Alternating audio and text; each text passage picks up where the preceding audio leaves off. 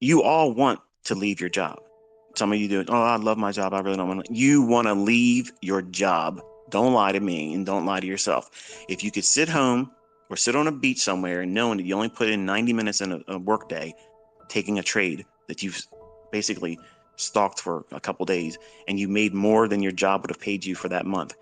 Nobody wants to stay working in that environment. Okay, forget about it. You're not gonna convince me, and you're not gonna convince anybody else that you love your job so much that you want to give your personal time and freedom and be away from your family to make somebody else rich. Okay, say that bullshit. Nobody believes that. So you all want that.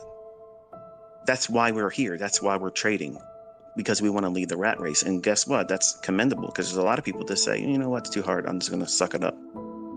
And they medicate themselves with alcohol and drugs and extracurricular things in their marriages, in their relationships. That's a destructive path. Whereas if you just simply say, hey, I have to have a job right now, but I don't have to have a job the rest of my life. I don't have to have that. That's a decision you're making. And that is still in your control, even with the things that are in play right now. Inflation, the struggles with, employment, finding, affordability with everything, housing, cars, all that stuff. I'm going to tackle all that stuff in this series. I'm making a practical trading series. See, it's not enough to simply say, ABC 1, 2, 3, here's the system, here's the setup, and go in and trade it and make money. That's not enough. It's too myopic. You're giving a child a loaded gun. That's never good, because harm is going to come. It's inevitable. So I know I've given you a 50 caliber Barrett and you don't even realize it yet. But if you understand where you're going with it, what are you going to do with it? You'll see how easy it is to build wealth. Wealth doesn't happen right away. Now, your goal should be to work towards being rich. Rich is not wealthy. Wealthy is where the money's making money for you. Rich is where you don't need to work to make your bills. There's a difference there. Anytime I go out to eat with my friends, that kick around money, that pocket change, that would be after I paid my bills. And the first bill I paid myself was the $1,000 a month. So I lived on that principle that I paid myself first, and then everything else, whatever I had left, I lived on that. So I'm forcing my son into that. And I'm telling you as my students to do that same thing. So you might be laughing and thinking, man, I can't, $1,000 ain't gonna do nothing for me. Oh, really? Really? Okay, let's say you have a $2,500 a month mortgage. And that's pretty reasonable considering most houses are around $350,000. That's like the median price right now in the US. With maybe utilities and your mortgage, $2,500 is about there. What happens if you have $1,000 every month that goes towards that? How much of an ease on your stress and nerves would that bring you? I can tell you that would be a very big weight, and you're not getting everything covered, but you're doing the right thing. That's making ends meet. And then doing that month after month, slowly growing it more. So then you're trying to make $1,250 a month, and then $1,500 a month, $1,750, $2,000 a month. What that does, it allows you to grow with a principle-oriented approach that you have to make this work with a sober, low-hanging fruit objective and target. You're not out there just throwing the dice and say, okay, let's see what I can get. What's the best that can happen in this situation? That's a laboratory experiment that's guaranteed to blow up in your face. Versus, I don't need to do very much to make $250 a week. Even in Forex, as stagnant as those pairs are right now, you can still eke out $250 a week. It's not a big deal. It's easy. If you're trading micros in the S&P and NASDAQ, the futures market, not the $50 per point for ES, but the $5 per point, or not point, per point. That would still be possible to get that $250. You're going to work, but you can get it. But you want to have a approach that allows you to do the very least and let the compounding over time and the new equity increases, let that do the heavy lifting. That's what I did. That's the real secret to it all. Doing something very small, cookie cutter approach. When I was on baby pips, okay, what did I preach? If you were with me back then, 2010, what was I teaching? Find one good setup, 25 pips a week. Now you can get 5 pips a day. If you're ultra new and you're scared to get into a trade and hold it to the completion, is there something wrong with going into a trade and getting out after 5 pips? No, not if you're new, because you're going to be scared. You're going to be terrified it's going to turn against you, and it might turn against you. But if it moves 5 pips in your favor and you're brand new and you cover and you get out, you give yourself that cookie. And then you say, okay, I'm aiming for 25 pips, but I got out this entire week, every single day, and I got out with 5 pips of movement. It went to my target, or it came back and stopped me out. Who cares? But 5 pips it gave me, and I got it when it offered it to me. I closed it. I did it every day. So now I got my 25 pips. Is there anything wrong with that? No. Not if you're a brand new trader? Nope, absolutely not. And then the next week you go in and say, okay, I'm going to try to hold on and see if I can get to that 8 pips or 10 pips of the 25 I'm getting.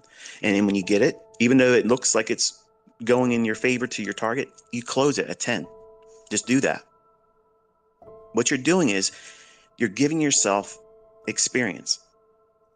It's unrealistic for any educator, me included, to sit down and say, okay, here's what you do, here's how you learn how to trade, and then go in there and hold it for your target or stop.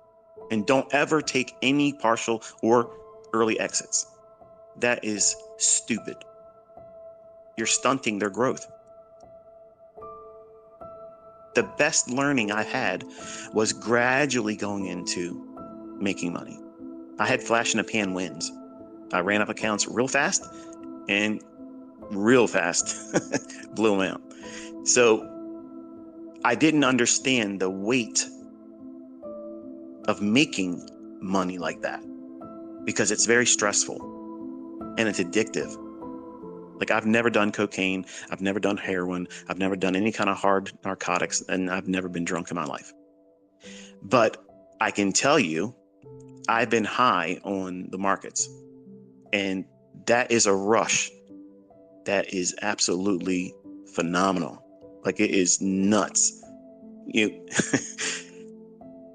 Once you feel it, you'll know what it means to know what it feels like to be high on the market, because you feel invincible. You feel like you're the cock of the walk. There ain't nobody that's better than you. Nobody can touch you. Don't even talk to me. Don't even speak to me. Like, you're beneath me. That's what happened to me. I became a jerk, a prick. But that's the worst route to take. If I would have stuck with my making ends meet approach, $250 a week, break it down, modulate. Let's say your goal isn't $1,000. Say it's the full $2,500 a month for your mortgage. Not that you're depending on making that to pay your mortgage, but what you're trying to do is aim for some end that you have to meet every month. Start with trying to just get half of it, or try to meet your lowest. Maybe it's a cable bill, maybe it's a credit card bill, and it may not even be $100. But go into your trading with that mindset, and I promise you, it seems silly. It seems like, what? I'm in this to do big money, but you can't do big money unless you're consistently managing little money. Little bit of management on a little bit of money is going to teach you everything you need to know how to do large money over time. Because that little bit of money, if you keep doing it correctly, what does it become? More money. And that more money has a growth curve in terms of, okay, I'm used to trading 1 micro on ES, and it's $5 per point. Now I'm at the point where I can trade 2 micros and then 3 micros. And at some point you start trading 1 mini. So now you have $50 per handle, $12.50 per tick. That feels a little bit different first time you do it. If you're not used to seeing that, it's a little intimidating, and you start thinking, oh, this is too much, it's too much. And I've watched guys on YouTube get in there and trade on a 1-minute chart, and just about every single 1-minute candle, they're trying to do something, and it's moving around. Such a small little fluctuation, but they're like, I gotta get out. Okay, it's going against me. What are they trading? I don't think they know. So you have to know what you're doing. That's why I taught my son to just go after 5 handles. 5 handles, that's it. If he gets it in the morning, he doesn't have to do it in the afternoon. If he doesn't get it in the morning, he goes in looking for it in the afternoon. If he has a losing trade in the afternoon, it doesn't take a trade. He eats it. If he takes a trade in the morning and he gets the 5 handles, he has the choice to go in the afternoon, but I tell him by the model, don't do it. Trade the next trading day and look for that setup again. There's lots of 5 handle moves all day long. There's lots of them. There's a plethora of them. So what is that? That's a low hanging fruit objective. It's real easy to find 5 handles every single trading day. Even in a choppy market, 5 handles can be had. Now, what does 5 handles mean to you? Well, it's going to mean different things to each one of us. To me, it's going to mean a whole lot. To someone like my son, it could mean $1,250. So $1,250, if you just do that one time, just once a week, that's pretty good for not even being 24. Now, I don't want him to stop there. Obviously, as his father and as inner circle trader, ICT, I want my son to be a freak. Like, I want him to be way beyond me. And he has the advantage of youth. And I have all the advantage of the wisdom. And I can tell him how to get there, but he has to do these things to do it. He can't just, I'm going to go in there and just go all in. It's not Texas Hold'em. It's trading for a living. And you're trying to do one of 2 things: build wealth or make ends meet. In the beginning, you can't build wealth. You have to make ends meet. That means you have to consistently do things that make sense to erase the debts that you have to pay out every single month. Those debts, you're going to have them the rest of your life. I'm rich and I still have to pay utility bills. I still have to pay all these little things that add up. Amazon Prime, HBO Max. Like, I got everything. There isn't a channel or a service out there that my wife or kids don't have.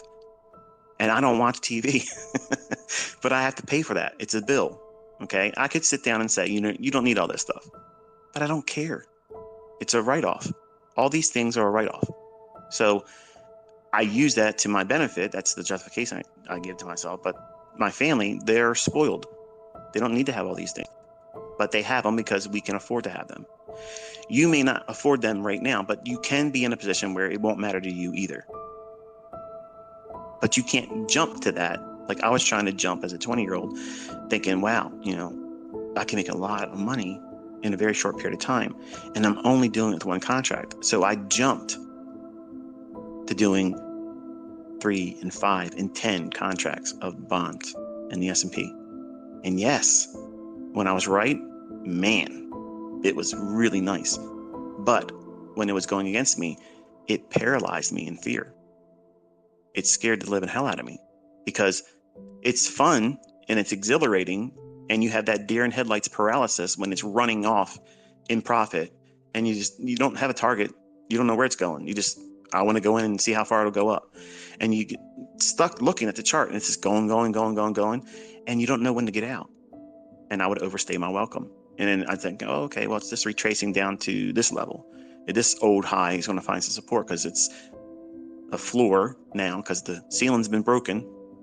Now it's going to support wrong, kept going lower, and I'd find some other old high and draw a line across my chart. and expect it to be support, and it wouldn't. And I wouldn't get out of the trade because I had what? I had no structure in what it is I was doing. I was like that $1 million sailboat out there with no rudder.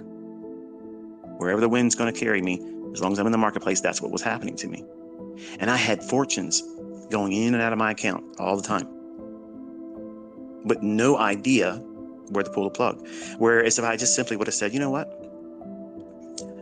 I want to make $1,000 a month and save that, right? Okay, what happens if I just get that for the day and just stop on 20 contracts? Yeah, $20,000 a day. It's hard to stop though, because if you can see the potential to make 50, you're going to do what? You're going to hold for 50. And as a young man with no idea what the hell he was doing, just rolling the dice, that's what I was doing. And it was worse when I started inviting people to see me doing it. And I would get a high off of being right in front of everybody. And I'd be like, yeah, look at that. See, you know the hell I am. I'm the guy that's going to do this in front of you every single day. Ha ha, look at this. Strength. And then when it was bad, I wanted to crawl under a rock. It was too much. My ego couldn't allow for that because I didn't build in those expectations in performance. So you won't have all those problems if you use low-hanging approaches to make your ends meet. So you start gradually from a very small, low-hanging fruit objective and make it so insignificant in terms of money that it won't be hard for you. And you gradually build that up. This is why I tell everybody, you're not going to get good at trading your first year. You're not going to get good at trading in your first 2 years. It's going to take you 5 to 10 years to get really good at trading. What's my definition of good? You know yourself. You know what's going to keep you from blowing up, and you avoid it. You soberly consider the risks that are involved, not just what's the maximum I can make here. See, I guarantee you, if we were doing a poll, like if we were in a live event and I gave out this handout in the beginning, it was a questionnaire, real quick questionnaire, and then you had to drop it off in a box before I got up on the stage, start talking to everybody. It would be, what are you more likely to feel impulsive about? Going after the big money or fear of the losing trade? You're going to be impulsive about making the big money because that's what you've been trained.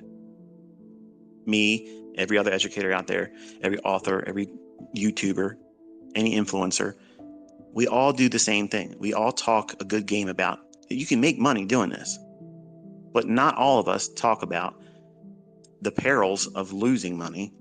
I do that, and a couple other large name people do it too. But from my knowledge, I have never seen anybody break it down to a point where it's humble beginnings and you start there. I didn't learn that from somebody else. I had to figure that stuff out. And I abandoned it foolishly and just started going after Lambo lifestyle. I want to have the Lux lifestyle, luxury. Everything in the Rob Report magazine, that's what I was aiming for. Not, this is the number of pips and points I can get in the marketplace consistently, and I'm going to use money management to do all the heavy lifting. I didn't know what I was doing. And I'm a math guy, science guy, and I got lost in the money. That's what happens, folks. It's exactly what happens. And I know some of you are going to think to yourselves, well, I'm not going to be a victim to that. ICT was a fool. No, we all get bit by that bug. Greed, man, it's a venom that you just don't understand until you feel it. And the problem is you don't even know you're under its influence until it's too late. Ruin. Then you're like, oh, if I just would have realized at that moment. And yeah, every time I blew my account, I knew the exact moment I should have not done the very thing. But yet I still did it. Because I had no structure. I had no way of determining what it was that I was aiming for. And it's not just a dollar amount. What are you striving for? What is it you're aiming for your trading? What's the goal? What's the reasons why you're doing all this stuff? If it's just to make money, okay, how much? How are you gonna earn that much money? What is it you're trying to do? If you looked at trying to make 1% a day, you'll find out that 1% is pretty easy. And what happens is you get greedy because you know you can get that 1%, and it doesn't take a lot of effort to get it. Now, to make 1% one time a week, that is amazing results, folks. Okay, so before I go any further, just know that if that's all you do, you're killing it.